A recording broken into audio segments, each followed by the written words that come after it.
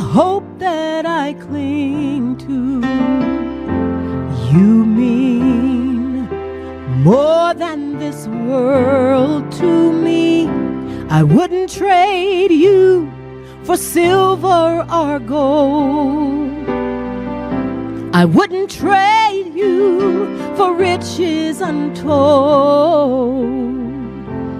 You are my everything.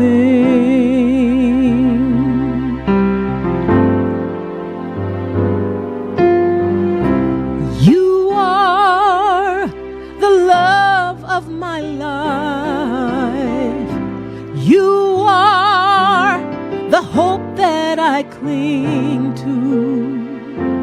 You mean more than this world to me. I wouldn't trade you for silver or gold. I wouldn't trade you for riches untold. You are my everything.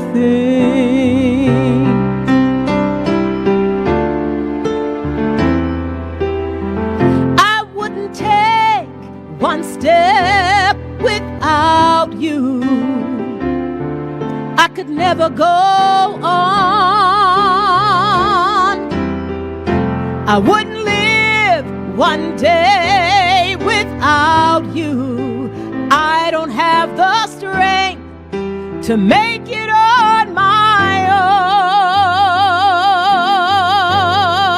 own. You are the love of my life, Jesus. You are the hope that I cling to. You mean more than this world to me. I wouldn't trade you for silver or gold. I wouldn't trade you for riches untold. You are my everything.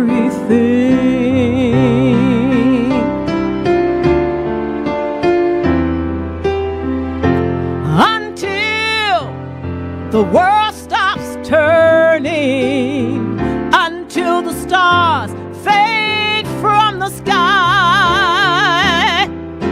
until the sun stops striving, I need you in my life, and here's a reason why. You are the love of my life. You are the hope that I cling to. You mean more than this world to me. I wouldn't trade you for silver or gold. I wouldn't trade you for riches untold. You are my everything. Jesus, you are my everything.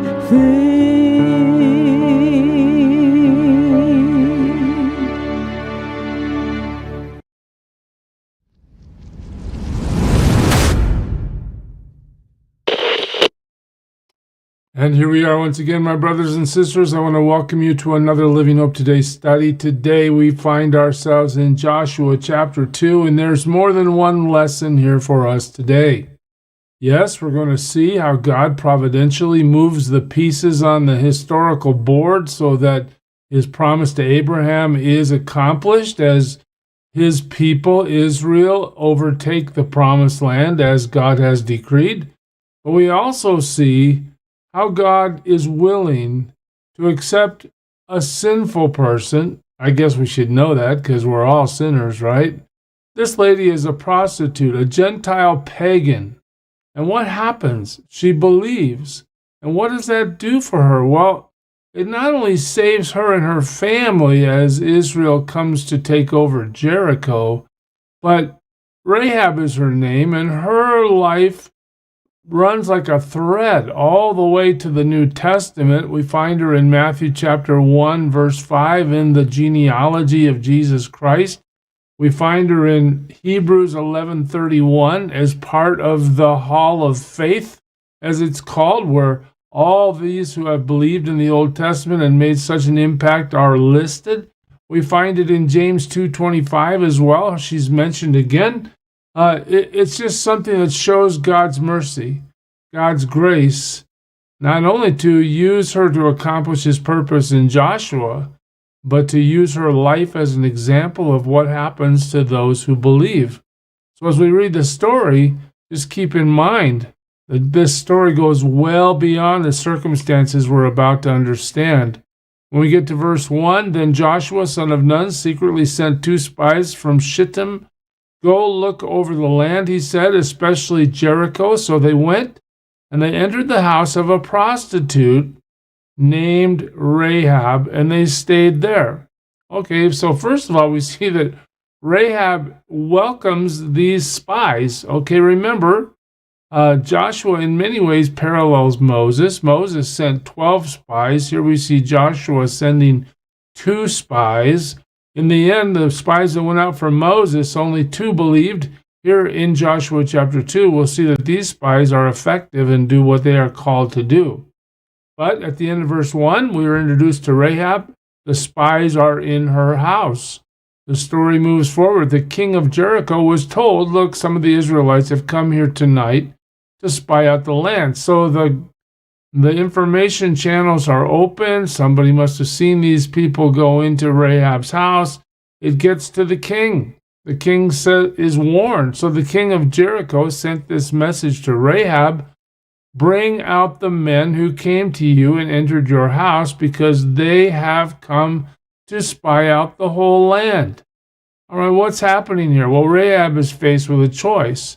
She can make her king happy and turn these spies over. These spies will no doubt be either imprisoned or executed. All right? But Rahab makes a crucial decision, and we're going to see why she makes that decision in just a moment. But she decides not to turn these spies over to the king of Jericho. But the woman, again, her name is Rahab, had taken the 2 men and hidden them. She said, yes, the men came to me, but I did not know where they had come from. Okay, so I'm not sure that I understand that they're spies. Lie number 1. At dusk, when it was time to close the city gate, the men left. Lie number 2. I don't know which way they went. Lie number 3. Go after them quickly. You may catch up with them. Lie number 4.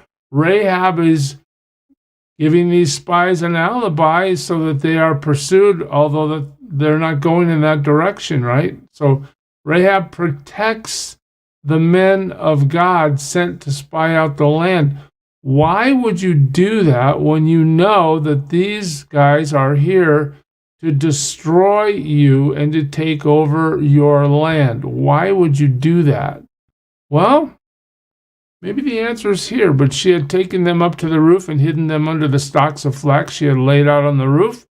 So the men set out in pursuit of the spies on the road that leads to the fords of the Jordan, and as soon as the pursuit had gone out, the gate was shut. So she understands that they're going to respond to her lies. But again, why is she hiding these guys? Before the spies lay down for the night, she went up on the roof and said to them, I know that the Lord, here's why. I know that the Lord has given this land to you. Wow, that's quite a statement. And that a great fear of you has fallen on us. Why would Rahab be afraid of Israel? Why? So that all who live in this country are melting in fear because of you. What has God done in the hearts of these people to bring them to a place of terror when they're thinking about the people of Israel coming to them, spying them out, taking them over?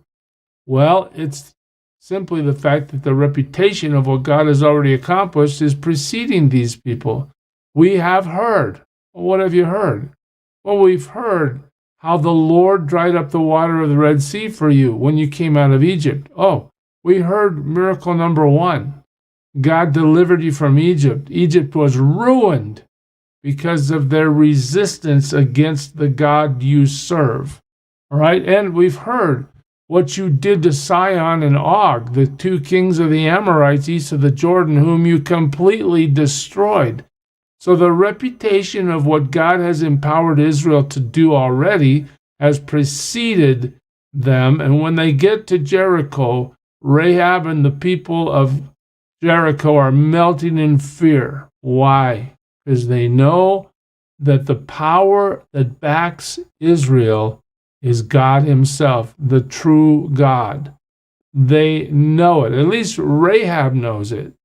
When we hear of it, our hearts melted. When we heard of it, what happens? Our hearts melted, and everyone's courage failed because of you. Why?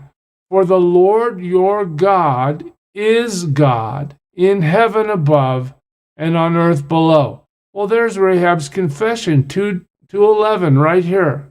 Rahab is a total convert. She knows the God of Israel is God. He's the God in heaven. He's the only God. I'm sure she lives in a pagan situation where many gods are postulated, many pieces of rock and wood are worshipped. Rahab says, no, that's not the way. The God you serve is true. And we see it because of the miracles he has already accomplished through you, right? You're not powerful enough to wipe out Sihon and Og. Nobody knows how to split water and allow millions of people to walk through on dry ground. That has to be God. Rahab understands. She's a convert. She believes. What does God do with somebody who believes? No matter the sinful past. Yeah, she's known as Rahab the prostitute, but she should be known as Rahab the champion of the faith because she believes. And her faith leads her all the way to the New Testament, where she's in the line of Jesus Christ himself, because God is willing to use people who will believe and follow. He uses Rahab mightily. Now then, please swear to me by the Lord that you will show kindness to my family, because I have shown kindness to you. Give me a sure sign. What does she want? Protect me. Protect my family. I'm way out here on the limb. I'm protecting you. They're going to kill me if they figure it out. They're going to kill my family if they figure it out. You guys need to protect me. Okay? That you will spare the lives of my father and mother, my brothers and sisters, and all who belong to them, and that you will save us from death. We know we're going to die if this plot is discovered. We know it. When they figure out I've lied to them and they can't find the spies, they might be back. What are you guys going to do to protect me and to protect my family, my loved ones? Our lives for your lives, the men assured her. If you don't tell what we are doing, we will treat you kindly and faithfully when the Lord gives us the land. Notice the spies understand they're strong and courageous, as we've been told to be throughout the book of Joshua so far. They understand God is going to move. God is going to give them this city. But they also understand that they're going to be nice to Rahab as long as Rahab upholds her part of the bargain. All right, well, so she let them down by a rope through the window, for the house she lived in was part of the city wall. So now Rahab has not only sheltered them, lied for them, got a guarantee from them, but now she's helping in their escape. All right, faith. I know you guys are from God. You're serving the real God, I believe.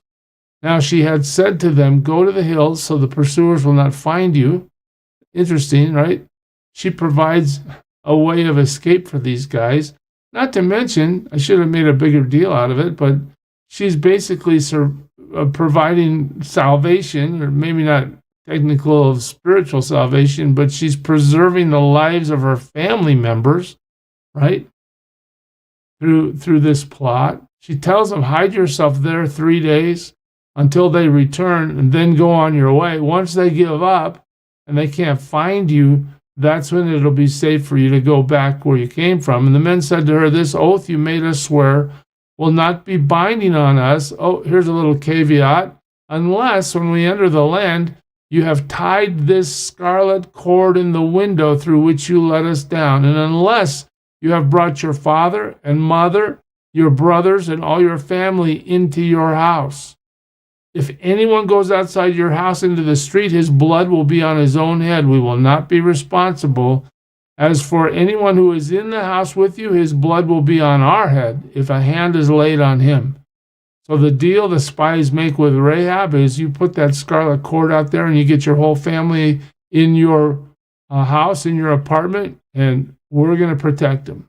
Outside? No. Because how are we going to know who belongs to you and who doesn't? Right? But if you have them inside, we're going to protect them. We're going to do everything we can to keep them safe. But if you tell what we are doing, we will be released from the oath you made us swear. All right? So if the plot gets discovered because you told it, then all bets are off. Agreed, she replied. Let it be as you say. She is so shrewd, isn't she? She makes a deal with Israel, knowing that the God they serve is true, knowing that God is going to give the land she lives in to the Israelites, and knowing that she is going to find a way to help her whole family survive this attack. So she sent them away, and they departed, and she tied the scarlet cord in the window, just as she was told to do. When they left, they went into the hills and stayed there 3 days. That's exactly what they were told to do by Rahab, until the pursuers had searched all along the road and returned without finding them. Then the two men started back.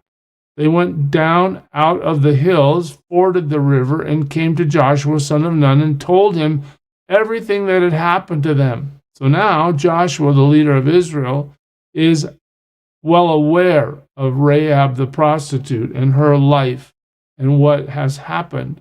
Then Joshua said, they said to Joshua, the Lord has surely given the whole land into our hands. All the people are melting in fear because of us. They know they're going to conquer these people because God has told them to. God's going to supply the power to make it happen. And they see in the circumstances of their journey that God has provided a most unlikely person. The prostitute, the town prostitute, is the one who has come to faith in their God and is willing to risk her life and the life of all her family to make sure that God's plan is facilitated and that this attack is carried out in stealth without the knowledge of those who will be defeated. Fascinating. God uses people who believe. And Rahab demonstrates her faith by actually putting her life on the line, putting her life into God's hands. Today we live by faith. Today we live in a world that's really in trouble. What can we do? Well, we can walk in obedience to the Lord and wait for Him to use our lives as we serve Him day in and day out to impact this culture and to bring His purpose to bear on a world that is in such terrible rebellion. I pray you serve Him well today, church. God bless you. Who is it who for sinners shed His blood, and now for cleansing all can plunge beneath that flood? It's Jesus. But do you know who He is?